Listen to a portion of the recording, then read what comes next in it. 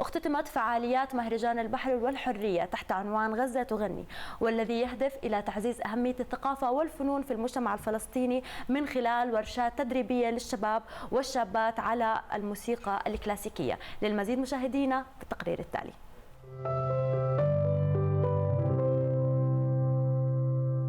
ضمن مشروع غزة تغني اختتمت فعاليات البحر والحرية بحفل للفرق الغنائية والذي يضم 440 طفلا وطفلة من الملتحقين بمدارس الأونروا في القطاع، وبمشاركة كبيرة من أهالي الطلبة. الحفل اليوم هو في إطار اختتام فعاليات مشروع غزة تغني.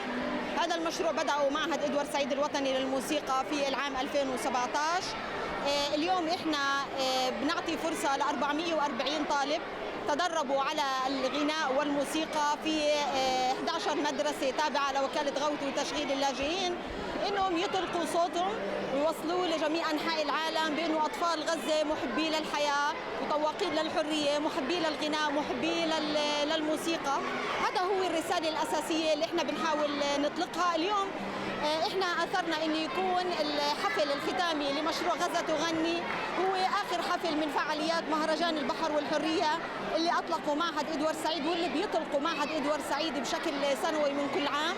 ككل عام حرص المهرجان على أن تكون العروض الموسيقية الكلاسيكية حاضرة وبقوة من خلال عروض موسيقية فنية، ويشارك فيه فرق من طلاب المعهد، بالإضافة إلى فرقة بديل المؤلفة من مجموعة من الشباب العازفين من داخل وخارج المعهد. غزة تغني بالرغم من الضيق، بالرغم من الاحتلال، من الحصار، من كل شيء صعب تعيشه، إلا أنه يحاول فك هذا الحصار بالغناء ليثبت للعالم أن الغناء هو سر الوجود، وليوصل أيضا رسالة للعالم عن طريق هذا الغناء الوطني والغناء العاطفي والغناء الترفيهي وكل أنواع الغناء بأن غزة حية وشعب حي ولن يموت.